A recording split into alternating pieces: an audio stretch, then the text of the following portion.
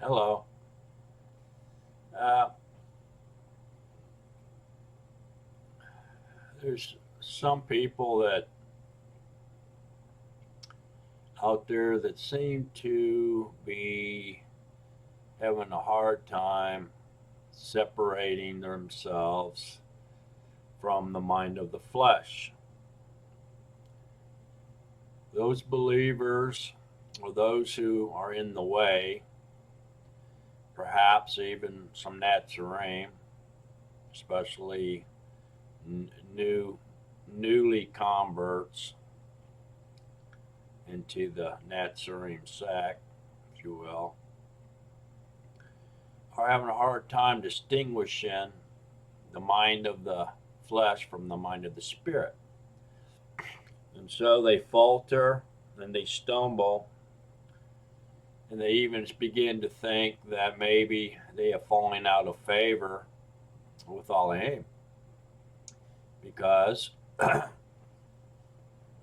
unknowingly they are succumbing to the demands of the flesh. The flesh, over the years, have created habits that are hard to break. The flesh is habitual in nature, and once it's locked on to a habit, it doesn't want to let go. Such as sinning, it can be a habit.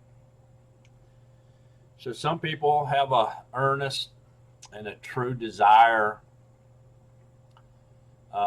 to follow Yahuwah and to have a relationship with Yahuwah and to be good and stop sinning, but they falter and they go back, yield to the flesh, and go back into their unclean lifestyle and indulge in the habits of the flesh. So they begin to feel inadequate, confused, chaotic, and they begin to ask other people to pray for them. They begin to ask other people to help them with their salvation or deliverance, and help them to edify or help them understand Yahuwah's will for their life, or give them edification of the scriptures so maybe perhaps they can understand it in more of a greater detail or deeper detail. Um, so, what I would say is that if you're having trouble, you're losing the battle with the flesh, you need to know that you are, first of all, that you are in a war. And second of all, you need to know who your enemy is. After all, how can we win a war when we don't recognize the enemy? So, the first thing we need to do is recognize the enemy. And the enemy is the flesh. The enemy is the devil and his falling demons. And the enemy is the world, the lusts of the world. What's in the world? It keeps calling you to it, away from Yahuwah and to the world. And so it's critical, very vital to a believer's existence and walk that they understand that there's a mind of the flesh, a fleshly body,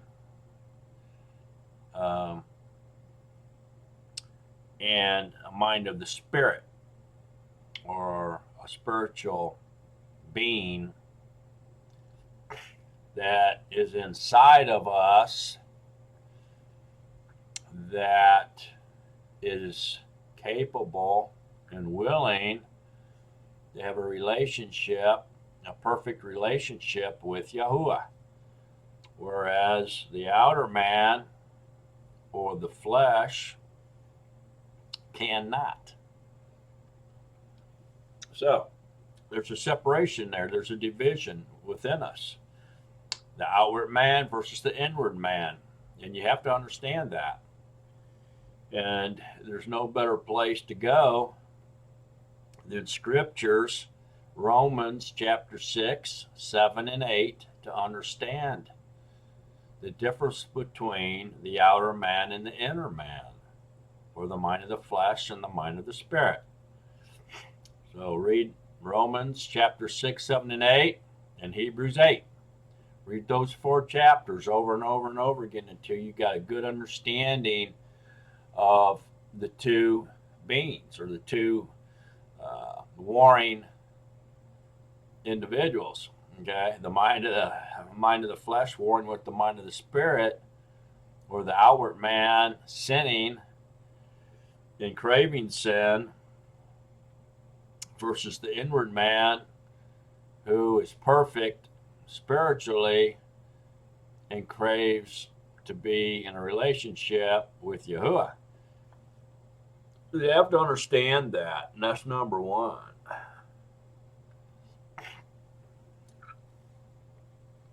There may be no better place to understand perfection. The Scripture says, "Be perfect, for your heavenly Father is perfect." And there may be no better place to understand that other than Philippians chapter 3, where Paul explains to us the 3 types of perfection. Now, perfect is a word that has different meanings or can apply to different things, just like many words in the human languages. So human language being imperfect, if you will, we use the same word to describe different things depending on the context in which it's being used in. For another example would be pitcher, where there's a pitcher of water that contains water, and we pour the water out of the pitcher into a glass to drink it. And then pitcher is in a position on a baseball team. The pitcher pitches the ball to the batter, and the batter swings at the ball. So perfect as well has different meanings. You look it up in the dictionary for yourself, find out. But in our walk and of spiritual walk, or walk with seeking the face of Yahuwah in the way, we find 3 different meanings or levels, if you will, or aspects of perfect. And Paul explains them pretty well in Philippians chapter 3. So let's read chapter 3 real quick, and then we'll talk a little bit more about it. For the rest, my brothers, rejoice in Yahuwah. To write the same things to you is truly no trouble to me, and for you it is safe. Look out for the dogs. Look out for the evil workers. Look out for the mutilators. Those are the ones that want to see you have to be circumcised to enter the covenant.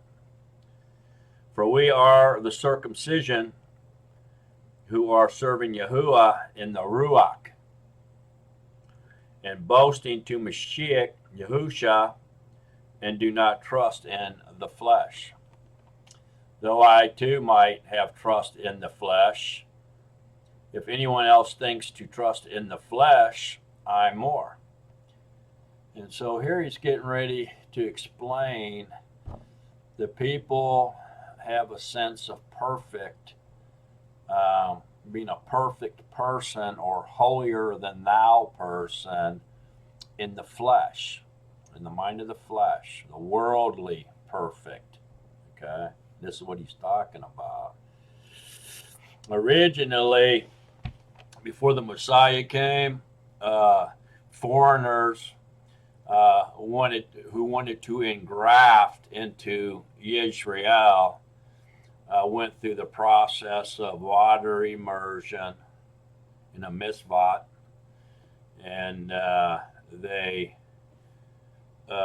baptism, and they would get immersed, and then they would enter into the commonwealth of Israel, washing off the filth of the Gentile nations and becoming an Israelite, and then they would be circumcised in the flesh, and then they would be co-heirs of the promise of the land covenant of Abraham.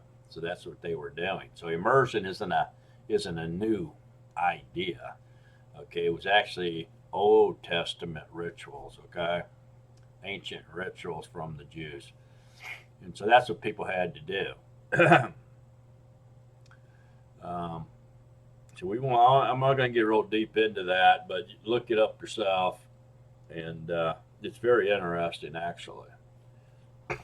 So he goes on and says, I'm more. So if you want to trust in the flesh, perfection of the flesh, then he says, I'm more. I'm more perfect in the flesh than anybody, is what he's saying. He was circumcised on the 8th day, so he's perfect in the flesh because he followed the laws, okay, and the customs, traditions of the Yehudim, of the race of Israel, of the tribe of Benjamin. So he's saying his lineage and his nationality was pure Israelite. I believe his dad was a Roman, but he was raised in Israel, and he kept all the Israel traditions and rituals and ceremonies and customs. Okay, that's what he's saying. I'm a Hebrew of Hebrews, according to Torah of Prushim. So Hebrews, it means he was, he was top notch in the law. He knew what he was doing, and he kept the laws. According to the Torah, he was a Pharisee because he was so righteous and holy as far as in the flesh and in the eyes of another man. According to Ador, persecuting the assembly, according to righteousness that is in the law, having become blameless. So he was basically faultless as far as the law went. He did everything perfectly like he was supposed to.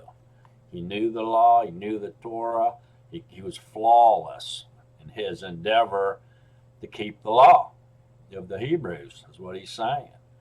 Blameless, flawless, that's what that means. But what might have been a gain to me, I have counted as a loss. He said it was a gain to his flesh because he was esteemed by man, but he's counted as a loss because of Mashiach. In other words, all that does is lead to death, to the second death. That's not going to do nothing for you. What is more, I even count all to be lost because of the excellence of the knowledge of Mashiach Yahusha, my master, for whom I have suffered the loss of all, and count them as rubbish in order to gain Mashiach. So all the things that he was flawless about with the law, keeping the flesh satisfied and esteemed, is rubbish. In order that he gain Mashiach, he gave it all away and threw it away, and be found in him, not having my own righteousness, which is of the law, but that which is through belief in Mashiach, the righteousness which is from Yahuwah on the basis of belief, to know him and the power of his resurrection and the fellowship of his sufferings, being conformed to his death, if somehow I might attain to the resurrection from the dead. So here Paul's realizing that you can be perfect as you want in the flesh according to the law in the sight of men, and you're going to still go to the grave, to Sheol. It ain't going to save you. And that's what he's saying. It's rubbish, because it's not going to do any good. So the power of the resurrection and the fellowship with Yahusha and identifying with the true pattern of Yahusha is what gets you resurrected from the dead. So not that I have already received or already been perfected, but I press on to lay hold of that for which Mashiach Yahusha has also laid hold of me. So he just told us that he was perfect, and now he's saying he's not.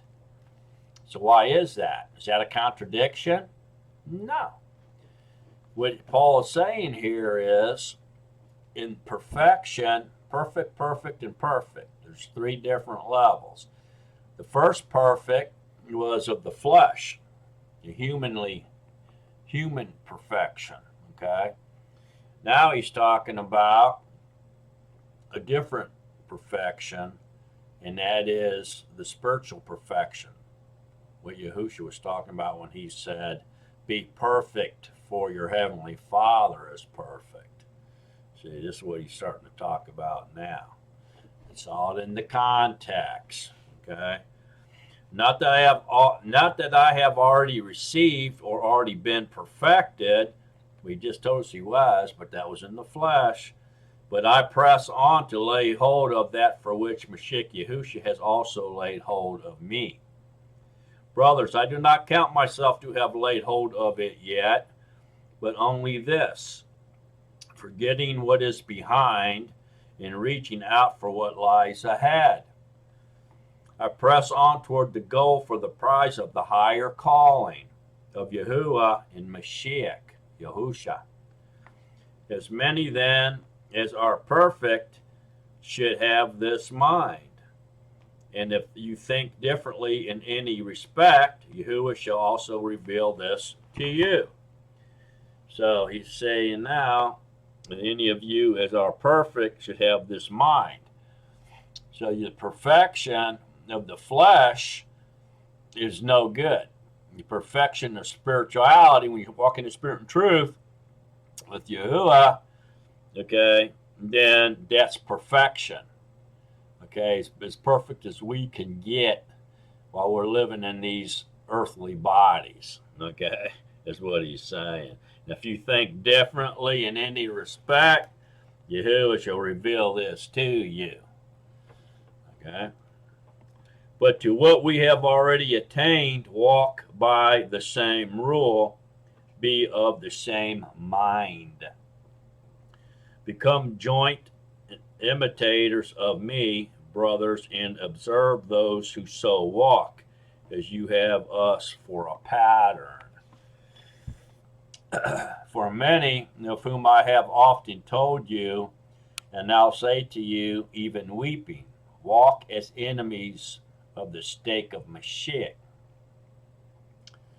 Their end is destruction. Their mighty one is their stomach, and their esteem is in their shame. They mind the earthly, for our citizenship is in the Shamayim, from which we also eagerly wait for the deliverer, the Master Yahushua Mashiach, who shall change our lowly body to be conformed to his esteemed body, according to the working by which he is able even to bring all under his control. So, it pretty much tells us the story if we understand what he's saying. So what Paul's trying to say here to us and to them at the time was that there's 3 levels of perfection.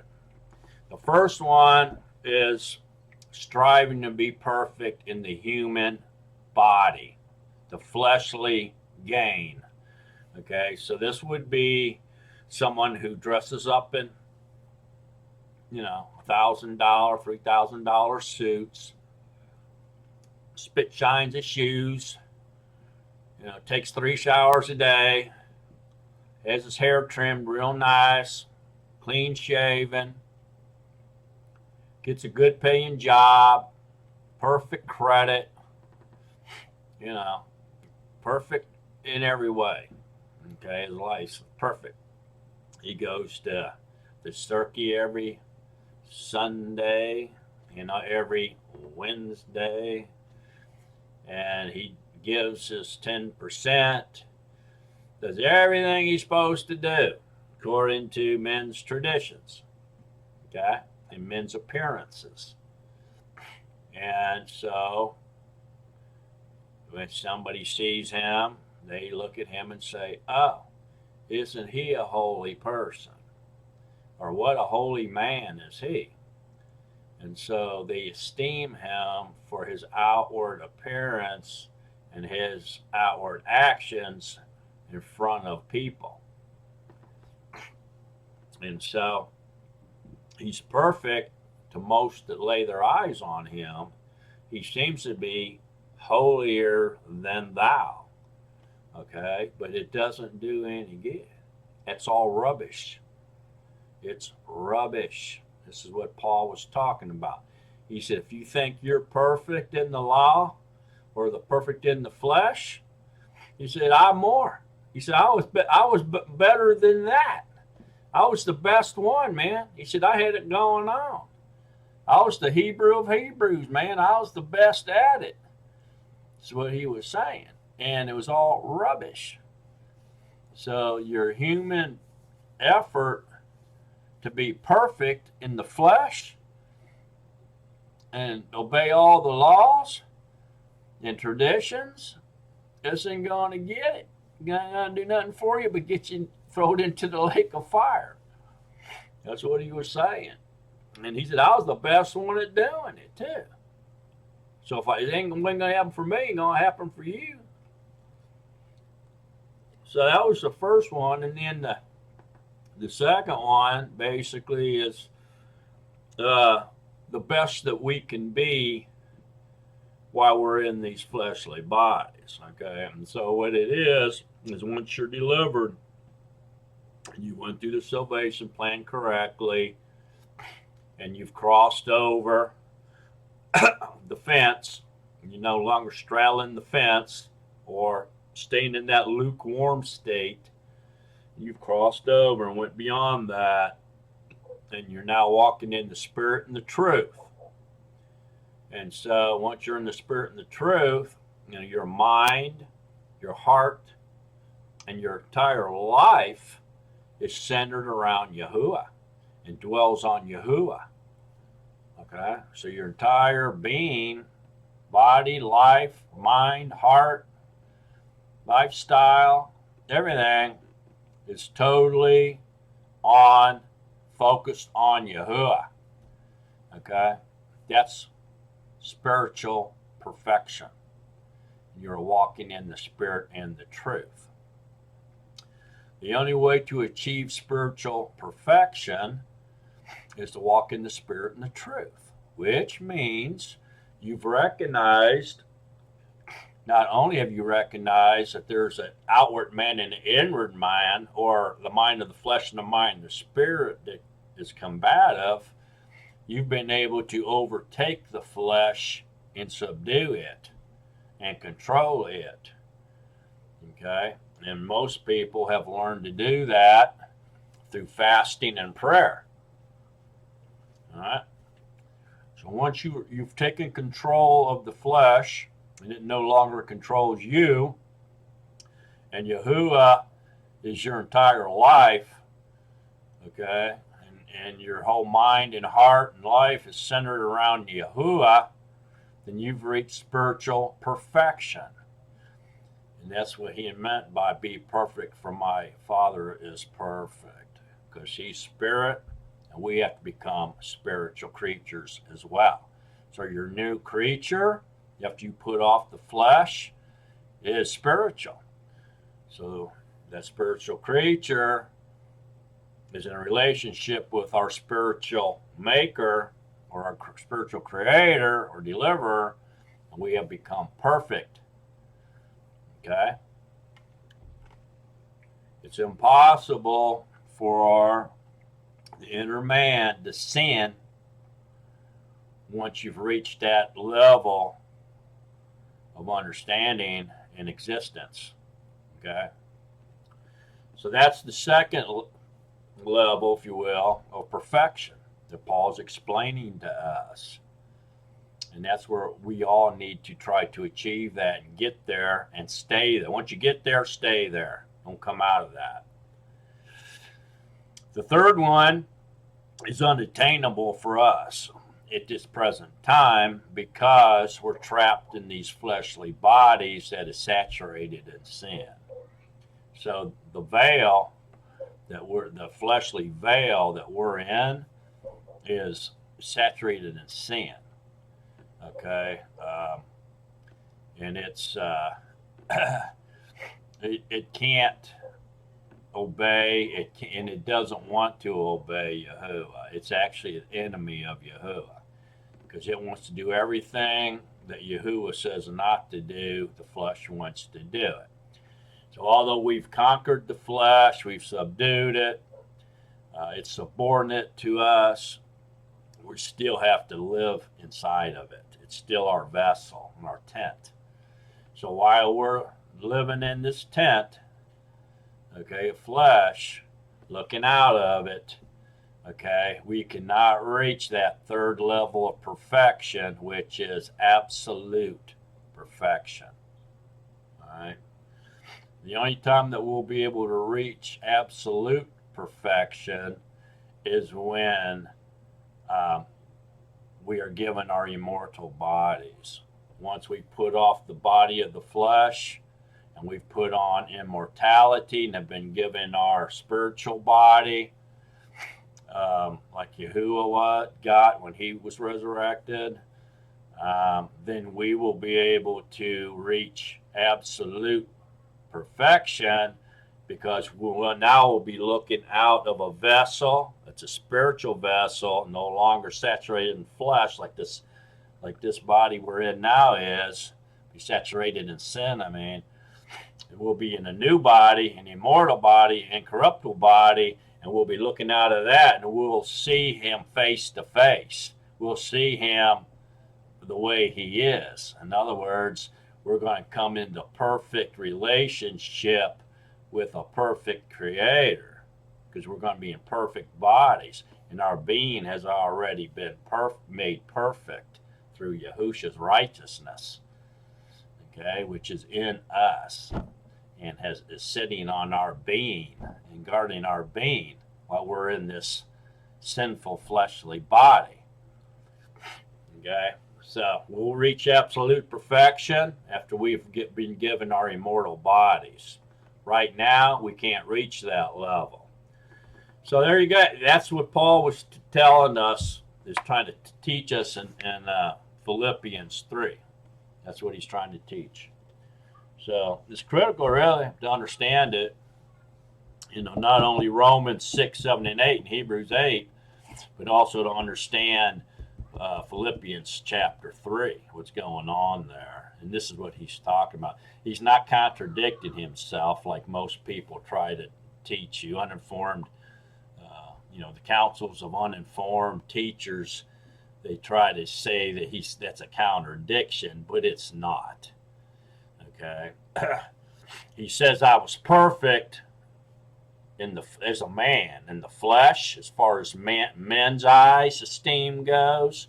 People looked at him and said, ooh, isn't he a holy man? The best of the best. Okay, top of the class, cream of the crop. Okay, look how good Paul is.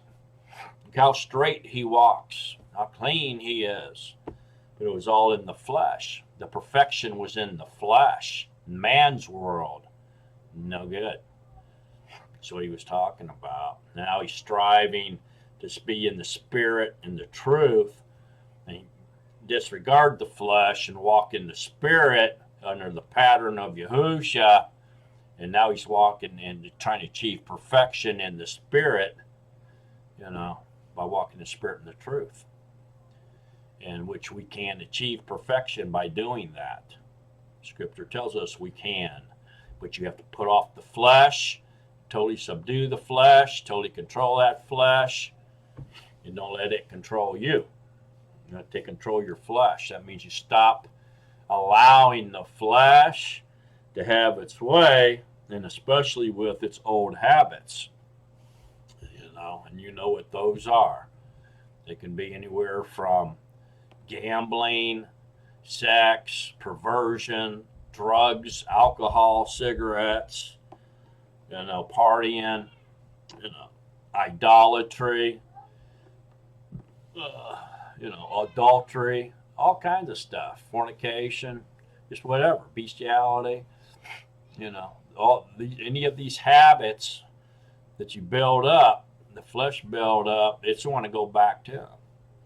It's a habitory creature. You don't have to be that yield to that creature anymore, because you've become a new creature in Messiah, and that's where we can be perfect. Once we put off the flesh, no longer controlled by the flesh, we're held captive by the penalty of sin or the flesh, which is death. We put that off and put on the new man, the new creature, and we're walking in the spirit and the truth with Yahusha. We're perfect, spiritually perfect. Okay, in the spiritual realm, we are now perfect, and we're no longer sin. As a matter of fact, it's impossible for us to sin in that state. And that's the state we need to stay in while we're in these bodies.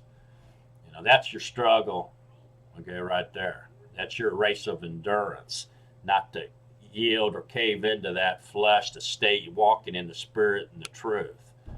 That's your race, okay? And of course, you do that by staying obedient to the commands of Yahuwah, okay? And staying away and unstained from the world, staying away from them old habits. Stay away from them. And anybody that tries to pull you back into them, you've got to break loose and stay away from them and keep yourself set apart to Yahuwah. Because you can't hang out with people that are doing stuff, the old habits that you were doing, because the flesh is going to end up overwhelming you and taking over. Next thing you know, you're back doing them old habits. The flesh took over the being, your spirit. And you caved into the flesh, took control. So you don't want to do that. You got to stay in the scriptures. Keep your eyes on Yahuwah. Keep your eyes focused on Yahusha, Master Yahusha, and walk in the spirit and the truth. Put off the flesh. Beat it down. If the flesh starts rising up and you feel like the flesh is starting to get the best of you, the best weapon you got to beat the flesh off is fasting and prayer. Fasting and prayer until you get control of the flesh. And you subdue it again. So if you're struggling with that, fasting and prayer will give you back the upper hand, and you can take back control of your life and subdue that flesh and beat it back down to the dirt where it belongs. Okay? And so this is what we got to understand, folks. And the flesh isn't the key deal here. It's not the perfection doesn't lie in the flesh. Even if you're the most perfect person in your church, if you're the most perfect person in your school, if you're the most perfect person in your neighborhood, if you're the most perfect person in your family, according to the flesh, all according to the flesh, it's not good enough. You're going to go to Sheol. Return to dust and be thrown into the boom, be thrown in the lake of fire. And there will be wailing and gnashing of the teeth, folks. It's a serious matter. And the only way to reach perfection that matters is by walking in the Spirit and the truth. Getting rid of burying the mind of the flesh or the earthly man or the outer man, and walking with the inner man in the spiritual realm in spirit and truth, where Yahuwah resides with Yahusha, indwelling you and helping you do that. The absolute perfection we can't achieve until we get our new immortal bodies. That's the higher calling, to be resurrected from the dead and giving immortal bodies, okay, where we can have absolute perfection then, because we can see through a perfect body, immortal body, and we can see him face to face then, and that's going to be absolute perfection. Okay, this is what Paul was teaching us. All right, so I hope that helps you, and stay perfect, for our Father in heaven is perfect. You can do it. Just stay focused on Yahusha. Don't take your eye off of Yahusha. That's the main thing right there. Like I said, if you start slipping and losing ground losing the battle against your flesh, then fast and pray, because that's the best weapon to subdue that flesh and to beat it back into submission and continue to walk in the Spirit and the truth, which is perfect worship. Thank you for watching, and remember to stay in love with Yahusha. So long, Nazarene, beloved of Yahuwah.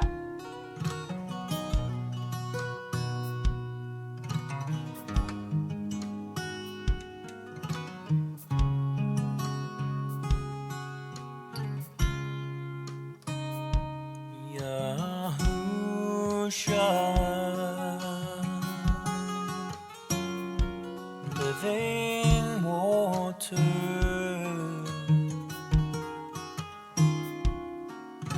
Baruch haba b'Shem Yahuwah.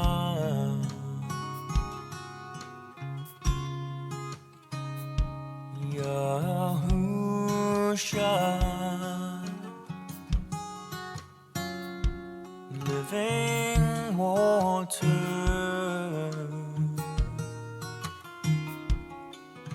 Baruch haba b'Shem Yahuwah.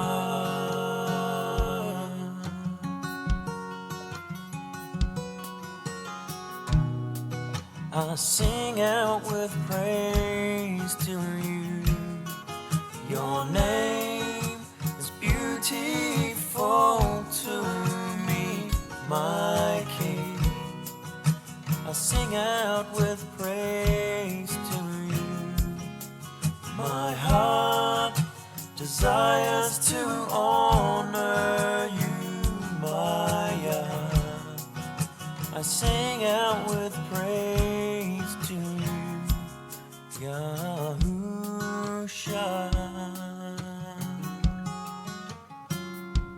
Living Torah,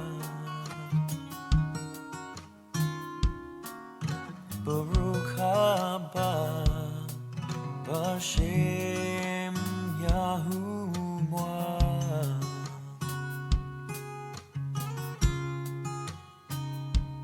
Yahusha, living Torah,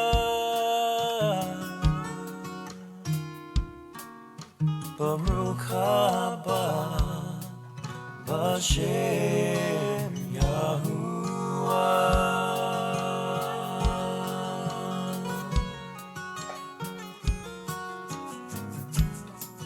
I sing out with praise to you. Your name beautiful to me, my King. sing out with praise to you. My heart desires to honor you, my Yah. I sing out with praise to you, Yahusha.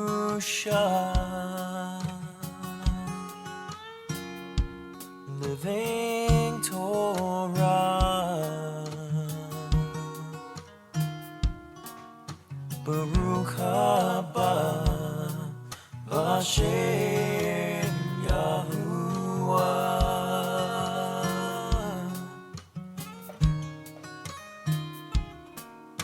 Baruch haba Hashem